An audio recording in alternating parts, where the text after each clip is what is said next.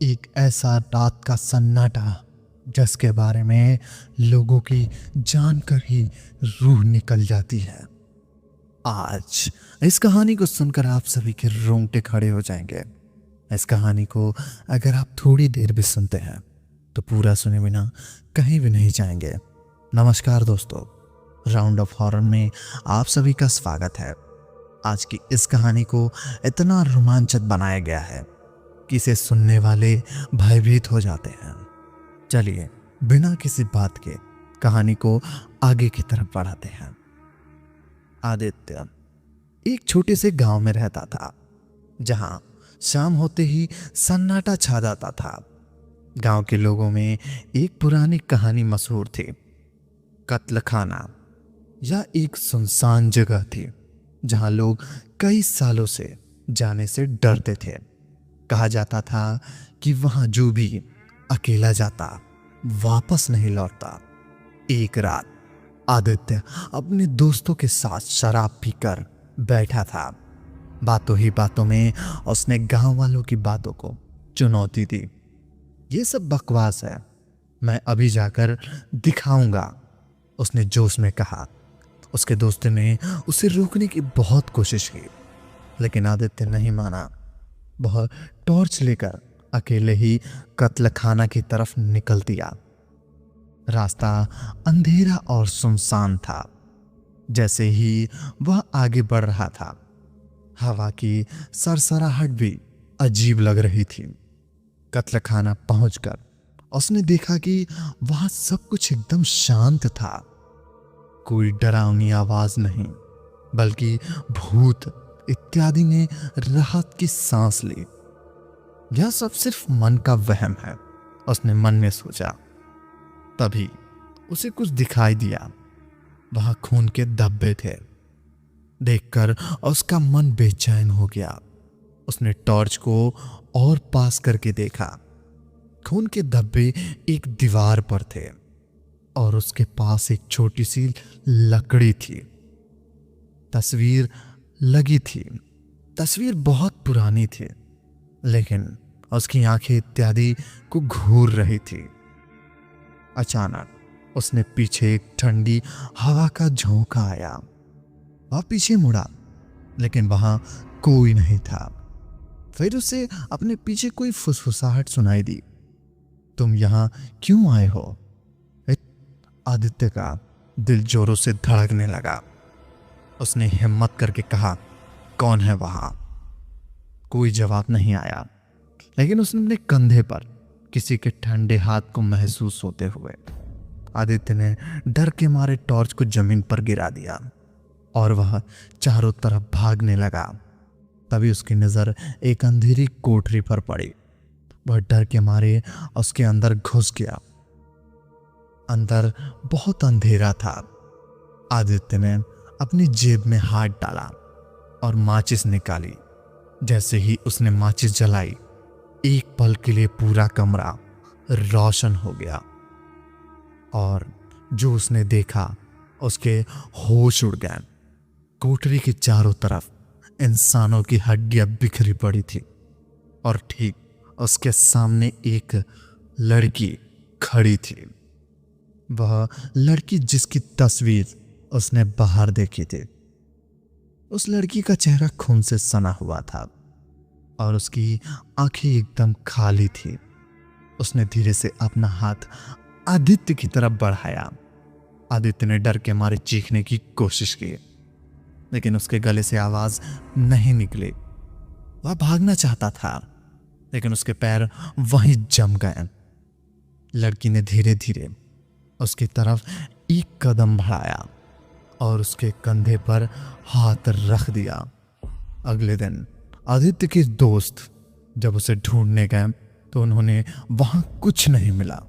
बस जमीन पर उसकी टॉर्च पड़ी हुई मिली थी जो टूटी हुई थी और दीवार पर लगी उस पुरानी तस्वीर में एक और चेहरा जुड़ गया था, आदित्य का।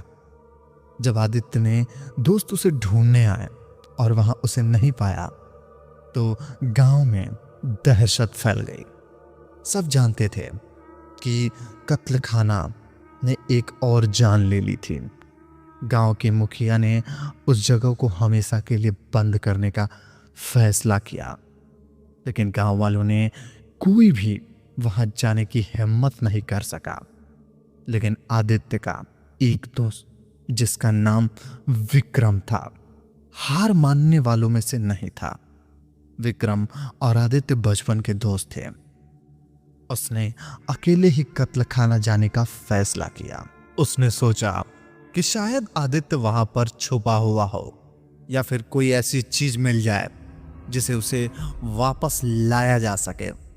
अगली रात विक्रम अपने एक रस्सी और एक चाकू लेकर कत्ल खाना की ओर चल पड़ा। रास्ते का अंधेरा उसे डरा रहा था, लेकिन उसने हिम्मत नहीं हारी। कत्ल खाना पहुंचकर उसने देखा कि दरवाजा पहले की तरफ ही खुला हुआ था। अंदर जाते ही उसे ठंडी हवा के एक झोंका महसूस हुए, जैसे ही उसका स्वागत कर रहा हो। उसने टॉर्च जलाई और चारों ओर देखा। वही खून के धब्बे और वही पुरानी तस्वीर अभी भी दीवार पर टंगी हुई थी, लेकिन इस बार उस तस्वीर में एक नहीं दो नहीं थे, एक छोटी लड़की का और दूसरा आदित्य का। विक्रम यह सब देखकर सन्न रह गया। उसने आदित्य को करके उसे अंधेरी कोठरी का दरवाजा खोला जहां से आदित्य गायब हुआ था। अंदर घुसते ही उसे सड़ी हुई चीजों की बदबू आई। टॉर्च की रोशनी में उसने देखा वहां हड्डियां बिखरी पड़ी थी और कोने में एक कंकाल पड़ा हुआ था। यह देखकर वो बहुत डर गया, लेकिन उसने खुद को समझाया यह सब बकवास है। तभी उसे एक आवाज सुनाई दी, तुम वहां क्यों आए हो विक्रम? विक्रम चौंक गया। यह आवाज उसकी अपनी आवाज जैसी लग रही थी, लेकिन बहुत धीमी और डरावनी। वह आवाज की दिशा में मुड़ा, लेकिन वहां कोई नहीं था। फिर उसे अपने कंधे पर किसी का हाथ महसूस हुआ। उसने डर के मारे आंखें बंद कर ली। जब उसने आंखें खोली, उसके सामने वही लड़की खड़ी थी जिसकी तस्वीर बाहर देखी थी, लेकिन इस बार वह लड़की अकेली नहीं थी। बगल में आदित्य भी खड़ा था। आदित्य का चेहरा एकदम सफेद था और उसकी आंखों में कोई चमक नहीं थी। एकदम बेजान लग रहा था। तुम यहां क्या कर रहे हो विक्रम? तुम्हें यहां नहीं आना चाहिए था, आदित्य ने डरावनी आवाज में कहा। विक्रम ने डर के मारे चिल्लाया, आदित्य तुम ठीक तो हो? नहीं, मैं ठीक नहीं हूं, आदित्य ने कहा। हम सब यहां फंसे हुए हैं, तुम भी फंस जाओगे। यह सुनकर विक्रम डर गया और उसने भागने की कोशिश की, लेकिन उसके पैरों में जान नहीं थे। लड़की ने अपना हाथ आगे बढ़ाया और विक्रम के कंधे को छू लिया। अचानक विक्रम को बहुत ज्यादा ठंड लगने लगी, जैसे उसके शरीर की सारी गर्माहट खींच ली गई हो। अगले ही पल वह जमीन पर गिर पड़ा। उसकी आंखों के सामने अंधेरा छा गया और उसकी आखिरी बार देखा एक तस्वीर के एक और चेहरा जुड़ गया था, विक्रम का। गांव के लोगों ने विक्रम को भी ढूंढा, लेकिन कोई भी वापस नहीं आया। कत्ल खाना का रहस्य आज भी एक डरावनी कहानी बनकर रह गया है, जहां हर कोई जानता है कि जो भी वहां जाता है वापस नहीं लौटता। विक्रम के गायब होने के बाद गांव के लोगों ने कत्ल खाना को पूरी तरह से भूल जाने का फैसला किया। किसी ने भी उस जगह का नाम लेने की हिम्मत नहीं की, लेकिन गांव के एक बूढ़ा आदमी जिसका नाम बुजुर्ग रामू था, वह सब कुछ जानता था। वह जानता था कि कत्ल खाना एक रहस्य सिर्फ एक भूत प्रेत की कहानी नहीं, बल्कि उसके पीछे कुछ और भी है। बुजुर्ग रामू ने गांव वालों को समझाने की कोशिश की, जब तक हम उस जगह को हमेशा के लिए बंद नहीं करेंगे, यह सिलसिला कभी नहीं रुकेगा। लेकिन डर के मारे किसी ने भी उसकी बात नहीं सुनी। रामू को पता था कि अब उसे अकेले ही कुछ करना होगा। एक रात जब पूरा गांव सो रहा था, रामू अपने एक पवित्र माला और कुछ पवित्र जल के एक और मशाल लेकर कत्ल खाना की ओर चल पड़ा। वहां पर पहुंचकर सीधा उस अंधेरी कोठरी में गया जहां आदित्य और विक्रम गायब हुए थे। अंदर जाते ही उसे बहुत ठंड महसूस हुई। उसने मशाल जलाई और देखा कि जमीन पर एक पुरानी डायरी पड़ी थी। उसने डायरी उठाई और उसके पन्ने पलटते डायरी के पल्ले पहले पर लिखा था, यह डायरी मेरी है, ज्योति की। रामपुर ने पढ़ना शुरू किया। डायरी में लिखा था, कई साल पहले इस जगह पर एक छोटी लड़की रहती थी जिसका नाम ज्योति था। वह बहुत खुश थी, लेकिन एक दिन दुष्ट जादूगर ने उसे पकड़ लिया और उसे आत्मा को इस जगह पर हमेशा के लिए कैद कर दिया।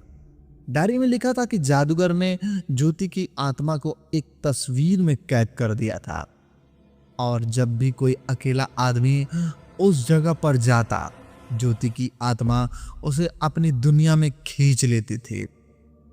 उसे अपने दोस्तों को वापस लाने का तरीका मिला। वह जानती थी कि उसे एक अग्नि पुतला बनाना होगा और उसे पवित्र मंत्रों से जगाना होगा, लेकिन वह इसे अकेले नहीं कर सकती थी। उसे एक बलिदान की जरूरत थी। रानू ने यह सब पढ़ा और समझा कि ज्योति की आत्मा को शांत करने का यही एक तरीका है। तभी उसे अपने पीछे की फुसफुसाहट सुनाई दी। रामू, तुम यहाँ क्या कर रहे हो? रामू ने पीछे मुड़कर देखा। वहां कोई नहीं था, लेकिन उसे अपने सामने एक छाया दिखाई दी। यह छाया धीरे धीरे लड़की का शक्ल ले रही थी। वह लड़की जो उसने तस्वीर में देखी थी। लड़की की आंखों में एक चमक थी और वह बहुत दुखी लग रही थी। मैं तुम्हें एक मौका देती हूँ रामू, तुम अपने दोस्तों को बचा सकते हो, लड़की ने कहा, लेकिन तुम्हें मेरे साथ आना होगा। रामू ने डर के मारे कहा, नहीं, मैं नहीं आऊंगा।